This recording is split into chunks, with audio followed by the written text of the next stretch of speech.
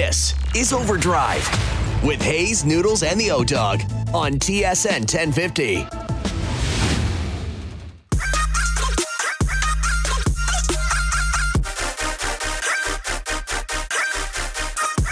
This is OverDrive, scratching into hour 2. Is that dubstep, JP? I haven't heard dubstep in a minute. You remember when dubstep was the thing? Like, I don't know if it was the thing. No, it was a thing. I'll tell you when I remember. This is how, like, sports is always a measurement, like, of my life. Like, I know exactly when Toronto FC won MLS Cup, not because I was there or because I'm obsessed with soccer, but because I was in the air flying to Thailand on my honeymoon. Okay. So I missed it. Yeah. So, like, I remember that. But I remember being at the Raptors. It was Valentine's Day night, and it was the night Jeremy Lin torched them with the Knicks. Right. And who was that dubstep DJ guy with the long hair and the shave-ups? Skrillex. That song. You're a big Skrillex guy? Was it Fleetwood Mac that he scratched? Or the Carpenters? He had like a track that he remixed. I think it was the Carpenters.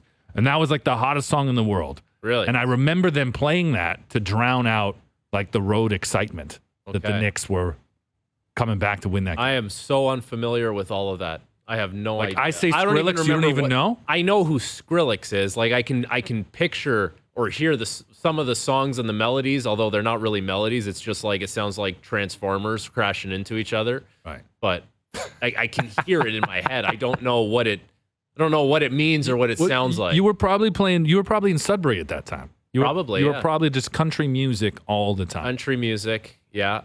Were you into country at all before? Because, you know, the Woodbridge is, like, country's big in the Bridge. No, I got into country moving up to Northern Ontario. Of course. Northern Ontario make a man out of you, man. Is that the deal? Minus 30. Like, once October, like, 20th rolls around, the first snowfall hits. You know how here you get a snowfall and it's just a light dusting and it goes away? Once that first snowfall hits in Northern Ontario, that's it. You're done. You're in one. And you're in winter, and it's never ending. As in, like, you never see the grass or the gravel for months. That's the last time you see it. Until maybe one of those weird hot spells in March? Yeah, maybe. But even then, it's like minus 20. So how did you adjust? Did you put the tires on the Civic up there, the chains on the tires? No, we just grinded through it. Oh, I thought you were saying, like, you got a truck. No, just grinded through it, man. You must have had a truck up there, though. Eventually, I did, yes. Would you have been a truck guy otherwise, though? I didn't. Like, I've never owned a pickup truck. I don't know if, like...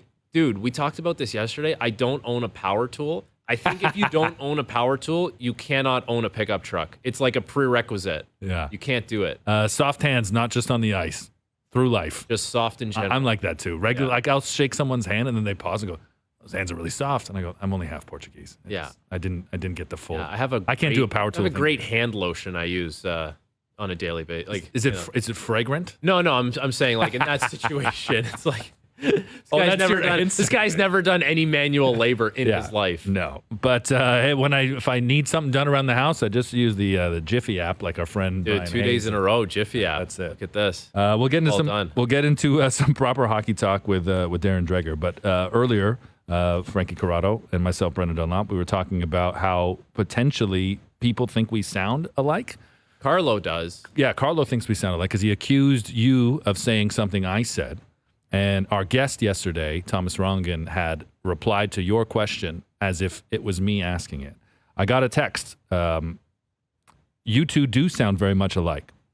If it was not for your unique laugh, I would have trouble figuring out who it was, differentiating what you said.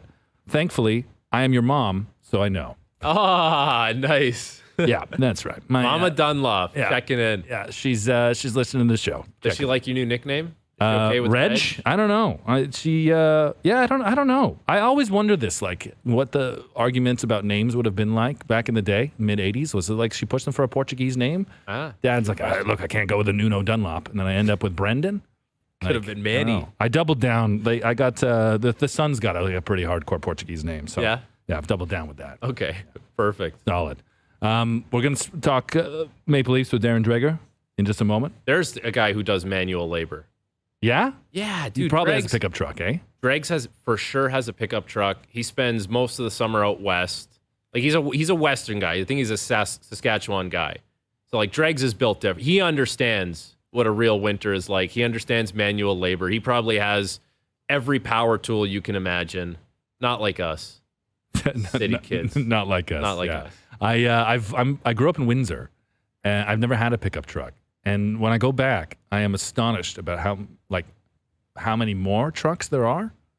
And then people that I went to high school with, are like, I thought, you don't have a power tool. Is it? But they live down there, so they need a truck. Did you have to drive a Chrysler living in Windsor?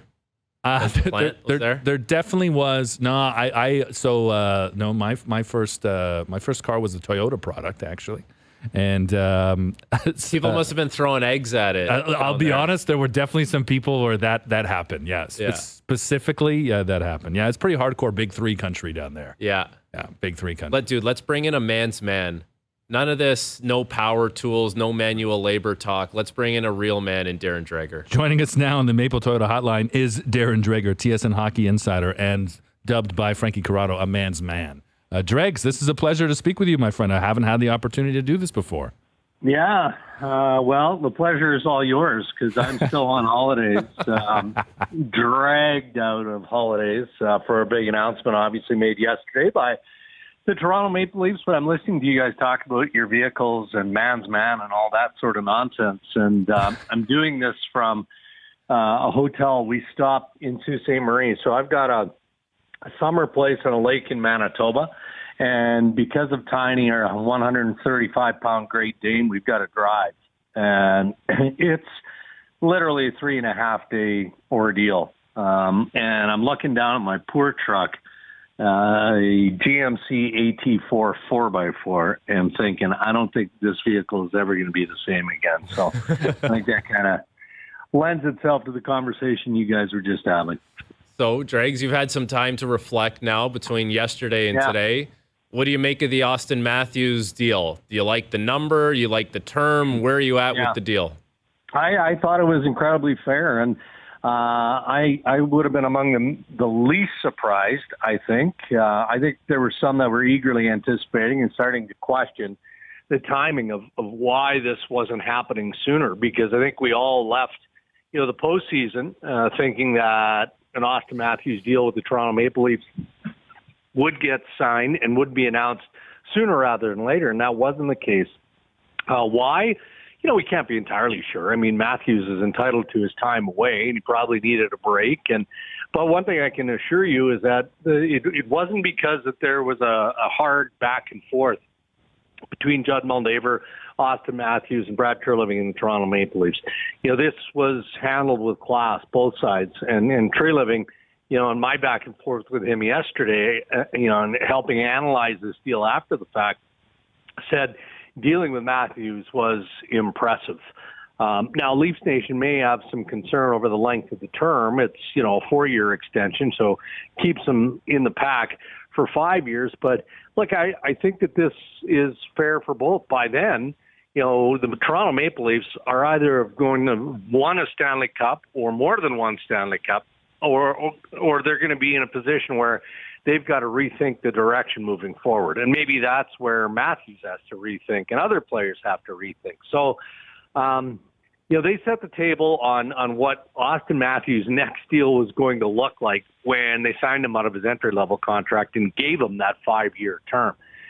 It didn't seem likely he was going to want to take a maximum term regardless, and he hasn't. So I think he left money on the table at 13.25, and I think that this is a deal that works for both sides.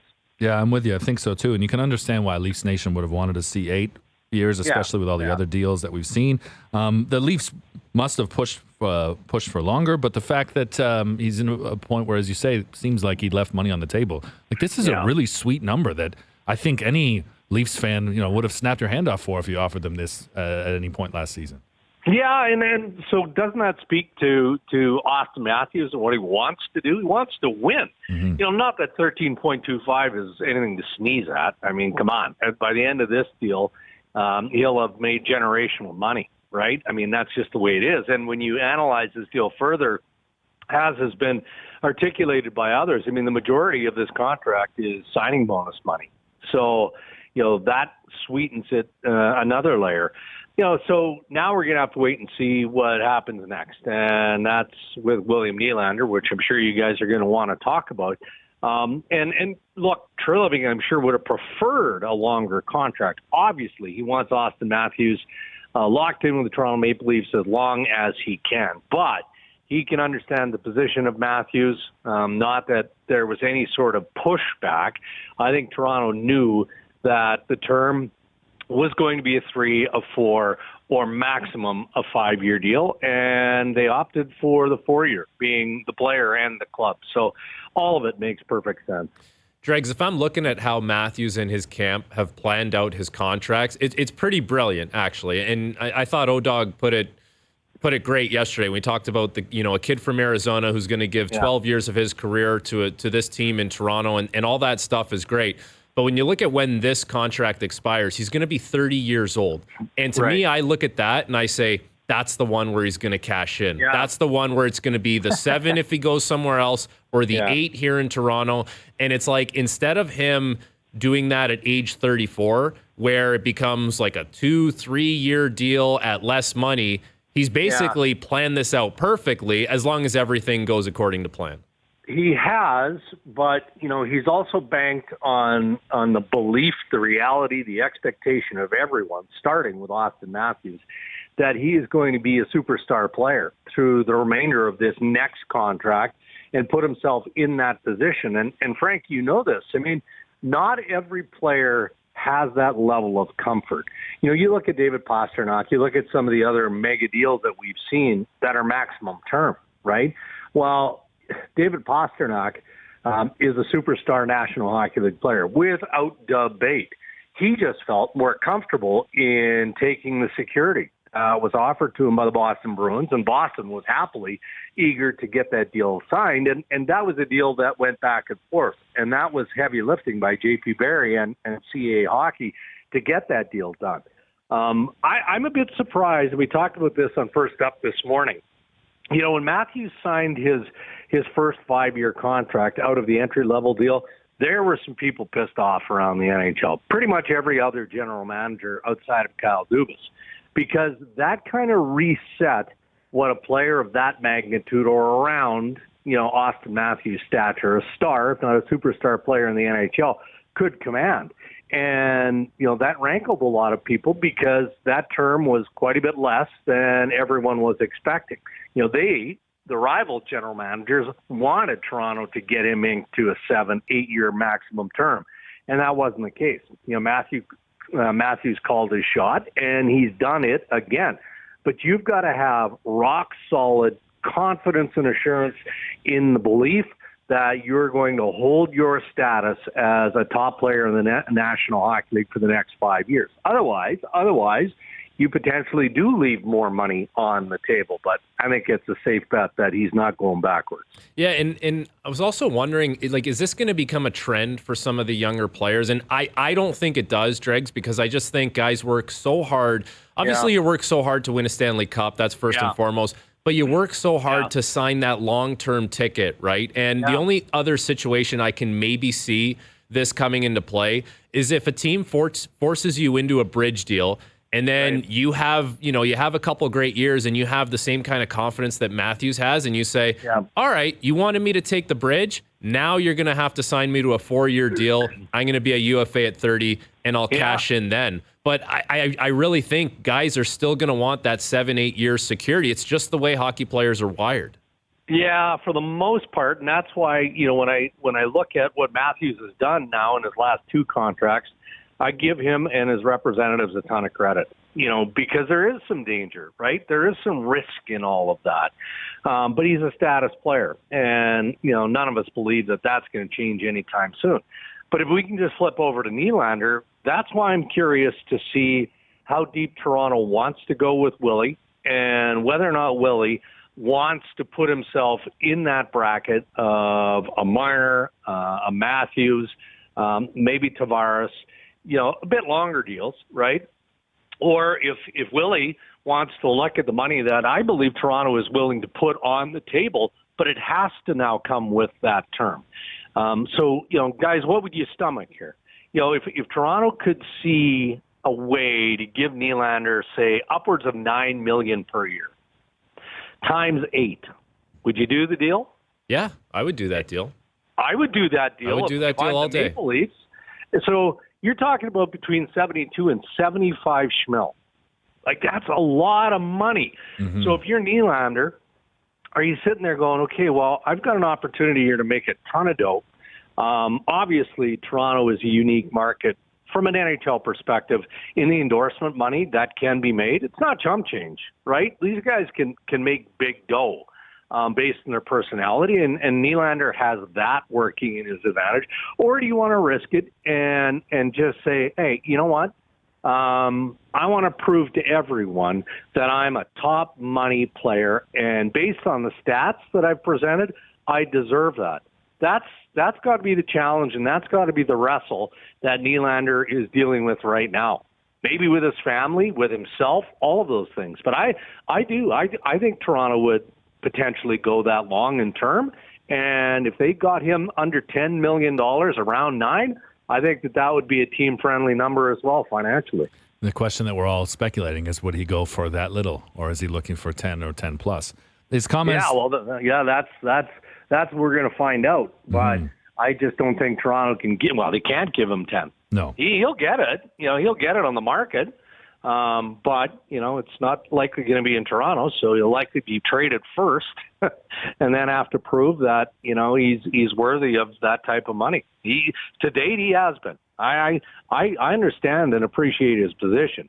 It's just if he wants to win a Stanley Cup with the Toronto Maple Leafs and extend his time with his buddies, well, unfortunately for him, he's going to have to leave more on the table. Dregs, do you think it's actually conceivable that there could be a Nylander trade if the Leafs knew that he wasn't going to re-up? I look at that situation and I think it's far too complex based on what the team needs because they're in win now mode. Like if you move on from Nylander, are you bringing in anything that's helping you win this year? Probably not. And if there's no extension attached to it, who's paying you, who's paying you what makes your team better? Mm-hmm. Yeah, and what's the rush, right, Frankie? Yeah. That's what it's all about here. I mean, everyone associated with the Toronto Maple Leafs, from ownership down, wants nothing more than to hoist that Stanley Cup. I mean, that's why players play and coaches coach and managers manage and owners own the clubs. That's why they do it. The money comes along for the ride. I understand that.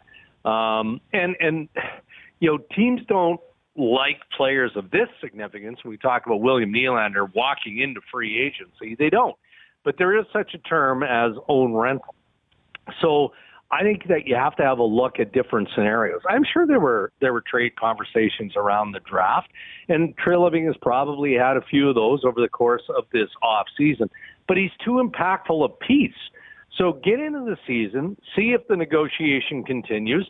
If the player throws on the brakes and says, no, I'm not dealing with this until the end of the year, okay, that's fine. Then you navigate through the regular season, and you see what level of interest there is, and you see how he's playing. If he's playing the way we expect he will, because I would make a case that he was, Toronto's most consistent offensive power last year. And I think that's fair, given the injury situations that Matthews had to face and all of that. If he continues to play the way he has, how can you trade that asset? I don't think you can, unless somebody just blows you out of the water closer to the trade deadline and you get pieces that you believe are going to help you win that cup. So I don't know. I think time is on the side of the club in this sense. We're speaking with TSN hockey insider Darren Dreger, who I'm just assuming brought the crystal ball with you in the 3-day drive to southern Manitoba. If you can look into it, when are we going to get a deal done for Nylander? How long do you think it's going to take?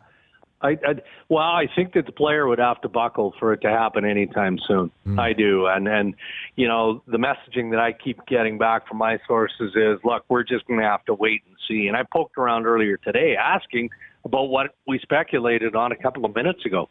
What if you went with a mega 8-year deal? And what if that number was around $9 million? Could you do that? And again, I got a non-answer back. It was, we'll have to wait and see.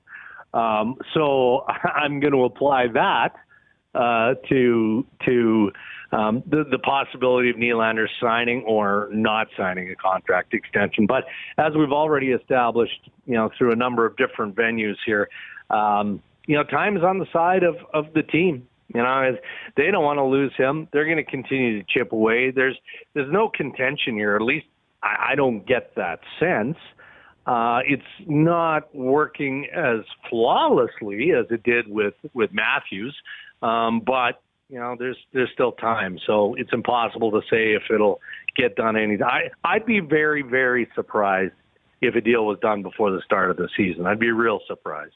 Dregs, if you were the Edmonton Oilers and you just signed Evan Bouchard to a 2-year deal at $3.9 per year, at the expiration of that contract, he's going to be an RFA. He's going to have arbitration rights. How worried are you that you're going to get burned on that next one with this guy playing the power play for the next 2 years with Draisaitl and McDavid and company?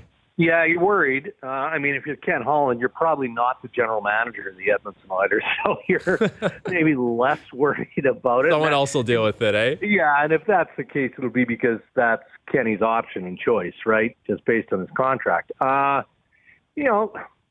Bouchard still has more to prove. He made great strides this past year. I think that is a team-friendly number, no doubt about that. The term is friendly to the player.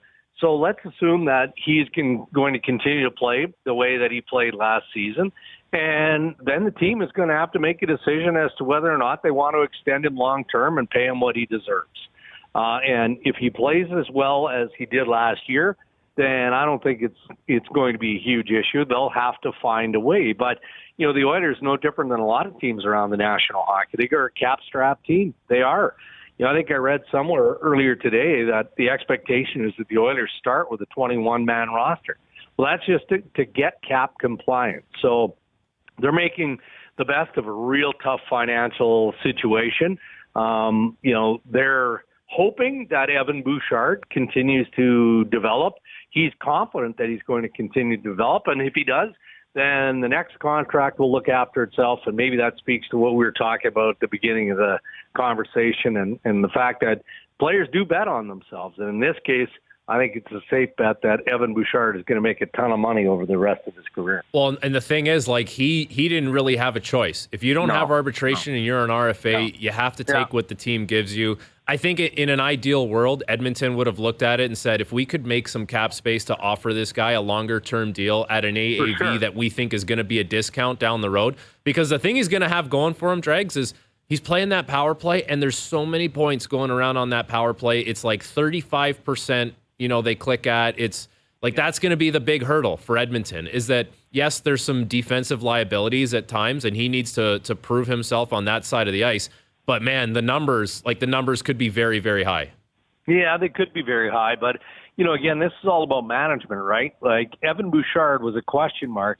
Well, it seemed to be a question mark until Matthias Ekholm was acquired from the Nashville Predators. And then the pieces of that puzzle started to fill in, and other guys were able to shoulder some of that defensive load. That doesn't mean that he doesn't have to shore up that side of his game. Of course he does. But he's a smart player. And I think that his level of confidence and the confidence that he developed over last season probably has fueled a pretty aggressive offseason. So he's got more to learn, but I think that he'll fine-tune that defensive side, and he'll be more of a complete defenseman. I don't have a big concern in that sense. Give me a 60-second answer here, Darren, and then we'll let you get back to the road trip out west. Pettersson and the Canucks, how do you think things will play out between them? Yeah, I think it's going to be fine. Again, you're talking about a player who's represented by J.P. Barry and CAA Hockey, and that group seems to find a way to navigate through tough spots. There was so much speculation, Winnipeg around Pierre-Luc Dubois, and then he lands where he wanted to go. And that CAA Hockey, Pat Brisson is the head guy in terms of the file for Pierre-Luc Dubois, ends up in Los Angeles and gets a real sweet contract extension on top of that. These guys never panic. So it's a bit of a work in progress. I'm sure Vancouver is making fair offers. But again, the same group represented David Pastrnak. J.P. Barry is the primary there. And they're incredibly patient. There were times in that discussion, negotiation with the Boston Bruins where it got frustrating, no doubt about that. But when you've got a player the magnitude of David Pastrnak, or in this case Pettersson, you know that the team is going to have to step up. And if the team doesn't step up, well, then you'll get to that place. You'll have to make difficult decisions at that point. I don't think it'll get there, though. Darren, this was a pleasure. And have a great trip out west. I don't know if you're hitting the peg, but Jesse Pollock tells me that Winnipeg is the most underrated foodie capital in the country. Yeah, I spent a lot of time in Winnipeg over the years. We've already passed through Winnipeg. We're actually in Sault Ste. Marie on our way back into the Toronto area. But I would concur. Jesse's got his finger on the pulse of Winnipeg. I spent a lot of time there. It's heavily underrated in a lot of categories. Wow. Best breakfast in the world, he said. Both. Yeah. Yeah, there you go. Darren Dreger, thanks so much. Enjoy this. We'll do this again. Okay, guys. Thank you. Darren Dreger joining us on the Maple Toyota hotline. Build your next dream Toyota at Maple Toyota. Check out Maple Toyota's pre-owned inventory arriving daily. It's time to Toyota. Visit mapletoyota.com. You're putting the squeeze on Dregs there about Nylander.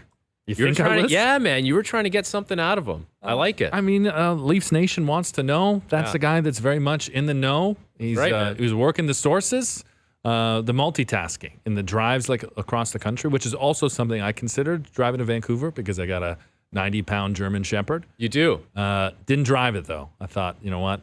He's better off here in Ontario. He's 9. Like, can't fly with him. Yeah. The only way to get out there with him is drive with him. That's tough. But like Dregs, I think he has to pull over every couple hours. Let the dog walk around. I think it would be. He's pretty good in the car. I could probably go 5-hour stretches at a time. I've gone to Windsor before without stopping. 4 hours. Depends. Depends on how much I've let him run before. But yeah, I don't know if I could do the cross country. If you stopped around that like Chatham area and let him out, you could see him run away for miles.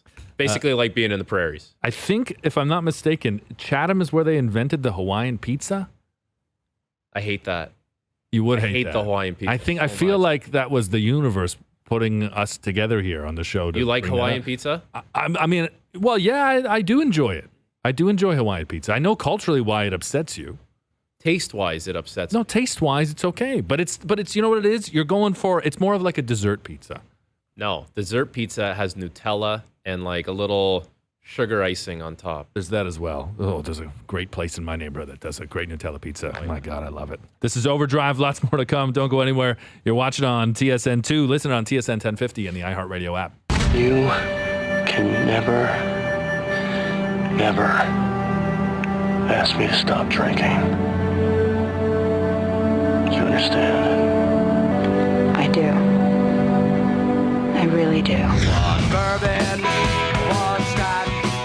I am very excited to be here to finally get to play Level of Concern. This is one of the legendary Overdrive segments that I have never yet been a part of. You know how this works? I do know how this works. Role play version? Yeah. I was given a couple of these. I know what Grappler's going to throw at us. So I feel like, having not known, maybe my level of concern would change on the fly, but I think I'm going to be Nick Caging a lot. You think what's one under Nick Cage is Rick Bushwood, right?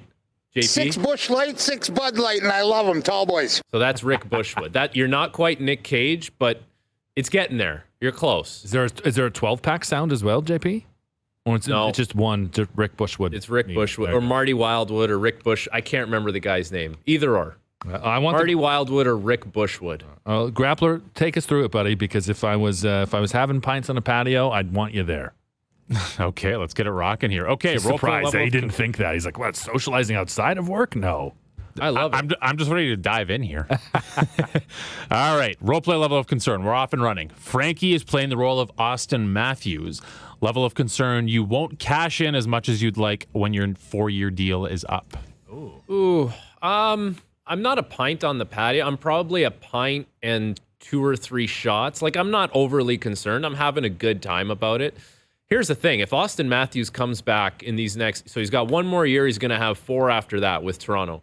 This guy comes back and he has a couple 50-goal seasons. He's pushing up on 100 points. He has some playoff success and he stays healthy. I don't see why he's not cashing in at the end of that 4-year deal. Like, things would have to be pretty derailed for him to not cash in. Like, look at this past year. He scores 40 goals. Basically, it's a down year for him, and he scores 40 like it's automatic, like it's his job.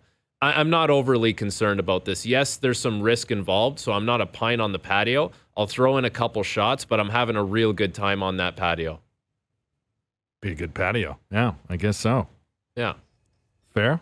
Yeah, no, I mean, there's no reason to argue with that. I mean, I think as long as Matthews stays healthy, he's going to perform. And, we're obviously not in the business of predicting injuries. So, all things equal, if the next 4 years of Matthews' career go the same as the first, 8, then I think he'll be okay. There's a natural pessimism, though, right? Where you have to feel like, but the concern about injuries, as opposed to just live in the moment, think about 4 years, everything's going to be fine. Well, and I feel like we have 31 isn't that old. It really isn't that old. It's not that old. And think about the incentive that this guy's playing for after for the 4-year deal. It's like he knows UFA status is coming up. He's got a lot to prove still at that point for his own future in cashing in. So it's not like he can mail it in either. He's going to have to be very productive. If he wins a cup or 2 in those next 5 years. Ooh, now you're talking. That deal's even sweeter, maybe. Oh, boy. Okay. Brendan, you are playing the role of Canada Soccer. Level of concern, the 2026 World Cup could be a disappointment without stability at the head coach position. Oh, my boy Nick. Play it. You can never ask me to stop drinking. Yeah, I am freaking out. Just as a fan of the sport in this country, to see where soccer has come in a short period since 2012 when the women's team won bronze at the London Olympics, to see the men's team go to Qatar, to be there to watch the men's team in Qatar and feel as though it's on a downward slide now instead of this incredible trajectory that soccer in this country has been on, that because the federation did not keep pace or elevate at the pace that it has on the field. Home World Cup is supposed to be the crowning turnaround moment for any developing soccer nation. And you've got the head of the men's team, who's been such a driving force in this program on the men's and women's side for over 10 years, wanting to leave for a club job that's in crisis. Like, it is terrifying. I really hope that I'm wrong. I really hope that in 3 years they can get a lot of things in order. The problem is that there's so much to clean up. So I am escaping Las Vegas with Nick Cage, and Kurt Russell, Escape LA. Was that the other one? Like, I am. You're in one. I am Sally Field trying to leave Iran. Like, I am just freaking out. Well, like the thing that this Canada soccer thing has going against it, it's all at the top. And when there's issues at the top, how can you expect any kind of sustainability and good performances on the field? It's not quick issues like to fix, right? Fundamental things that are deeply ingrained into that organization. Honestly, even if it was just to write a check, even if you could just Saudi fix it with a big check, it wouldn't do it. Right. Like, it's not just a money thing. Yeah, it needs a deep clean. Yeah, deep clean renovation. Yeah, full on. We'd hire someone to do that, though. Right? You and I would be hiring. We wouldn't someone. We couldn't pull that off. Okay, Frankie, you are going to be playing the role of Shohei Ohtani. Level of concern, your UCL is going to scare teams away this offseason. Well, Grappler, I feel like this is right up your alley, but my level of concern if I'm Shohei Ohtani is a pint on the patio, because Shohei Ohtani is still the best hitter in the game. This guy's got 44 home runs this year. He's got an OPS over 1,000. Even if he never pitches again in the bigs, he's still going to be an unbelievable hitter. So with all that being said, I'm sure you look at the next contract and say there's got to be some money coming off of that if you're not going to pitch. But man, the way this guy swings the bat, how consistent he is at the plate, I'm not worried about teams being scared off. Dude, Carlos Correa, 3 teams tried to sign this guy last year. He's nowhere near Shohei Ohtani. And he failed 2 physicals. He failed 1 physical, right, Grappler? And then the Mets tried to sign him. And then the Twins eventually signed him because he passed a physical. This is Shohei Ohtani we're talking about. I'll have a pint on the patio all day. I'm not worried about teams being scared away. I don't think that Shohei gets worried about much at all. That's part of the problem. If he was, maybe if he had a 6-pack, he'd be out of Anaheim already. Yeah, I do think if I'm, a team that's interested in Shohei Ohtani's services this offseason, like the UCL, like, it's not a guarantee that he undergoes Tommy John again, but with a UCL injury, that's obviously very much on the table.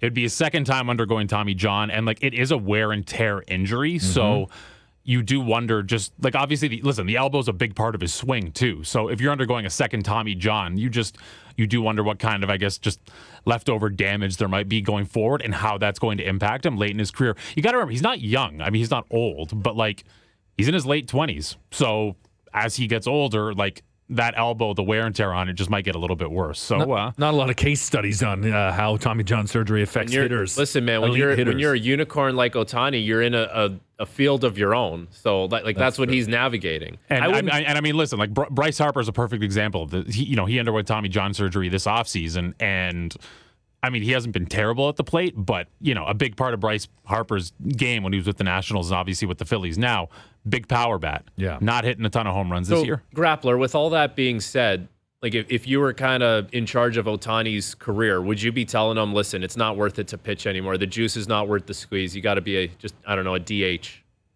That's a tough one. And clearly Ohtani wants to do both. So I don't know. That's and clearly it's a dream of his. Clearly it's something he wants to accomplish and be the best on, both sides of the mound. So you got to be real confident in like your relationship with this person if you're going to tell him something that, he's clearly been trying to do his entire life. There's some things as an athlete that are out of your control. And at some point you need to look at it and say, okay, how am I going to maximize my career here? And if he goes back to pitching, if he does have Tommy John and then he goes back to pitching and then it happens again, it's like, okay, now you're in deep trouble, and you didn't have to put yourself in that situation. No, absolutely. Okay, Brendan, you are playing the role of Vladimir Guerrero Jr. Level of concern, you will not live up to the lofty expectations placed on you. Yeah, Bush Party. 6 Bush Light, 6 Bud Light, and I love them, tall boys. It's Rick Bushwood, Reg, or Marty Wildwood. I just think that that's where Vladdy's at, man, right now. Also, you're very, very casual, eh? Like I feel like you're going to run the gauntlet here with just the pints. It's not like your level of enjoyment. It's your level of concern. I haven't been overly concerned, Reg. Right. I think I might get more concerned. But right now, I'm not concerned. I think if I'm Vladdy and feeling as though I've put a lot of work in on my body to get to a point where I am performing and hitting the numbers that people seem to expect of me because of my potential as a 16-year-old, the hype that comes from my last name and my first name, and the fact that he's in this slump that we all had hoped the home run derby would get him out of, and he hasn't got out of it. And now you hear a lot of people talking about how, there's other horses on that team that have kind of carried the Blue Jays right now and need to, but this is like one guy that can't fly under the radar multiple seasons. Yeah.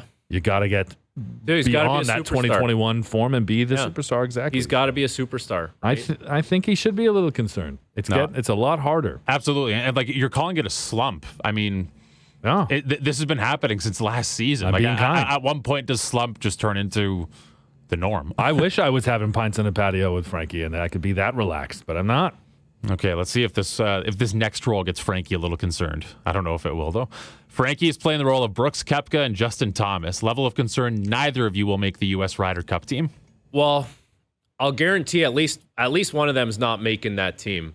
So when you say neither, I'm going to be Rick Bushwood on this one, JP. 6 Bush Light, 6 Bud Light, and I love them, tall boys. Brooks Koepka deserves to be on the team, but it's not like Zach Johnson just has such a hate on for Liv. And I can see Brooks Koepka not being on the team because of that, because he's fallen out of the top 6, I believe, grappler. When it comes to Justin Thomas, listen, you're looking for the best players who are playing great right now. Brian Harman deserves to be on that team. Wyndham Clark has been very good for the majority of this year after winning a major. Justin Thomas and Jordan Spieth have always made a pretty good team at these kinds of events, and he's a good one-on-one player.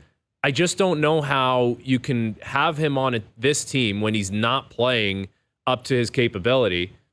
It's just one of those things where you need guys playing really good golf right now. So I could see them kind of going back and forth on that decision. But, man, it would be a little shocking if Justin Thomas was left off that team. At the end of the day, I could see it happening, though. I don't think... Does Brooks get concerned about much?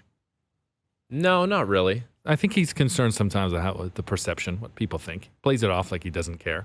Well, listen, man, he's healthy, and he's been one of the best golfers in the world this year. Yeah, and he's finally healthy. So I don't know, Grappler. Like, I feel like we've been talking about this Justin Thomas thing for so long now. Like, there's no denying the fact that he's been a very good player for a long time. He's just in a bad place with his game right now. Yeah, and I do think a big part of the Ryder Cup, and when you're picking these individual talents, like you want to be able to pick someone who's going to inspire fear on the European side.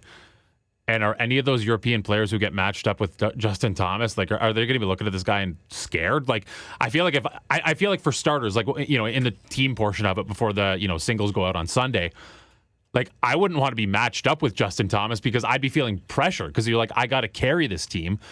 And then on the other side of it, it's like if I'm on the European side and I'm matched up against Justin Thomas, I feel like that's just going to make me kind of feel more confident because it's like, okay, I can almost just relax a little bit more. Yeah, you're just, you're out there for a round. You're swinging. You don't have to get overly aggressive. He's going to make some mistakes, and you'll just take advantage of it. Like, look at some of the players that are going to be on this team, like Rick Hovland, Rory, Fitzpatrick, Tyrrell Hatton. You know where they all are all right now? They're all in the top 10 this weekend, right? Like, these are guys that are all playing very good golf right now. Justin Thomas is not.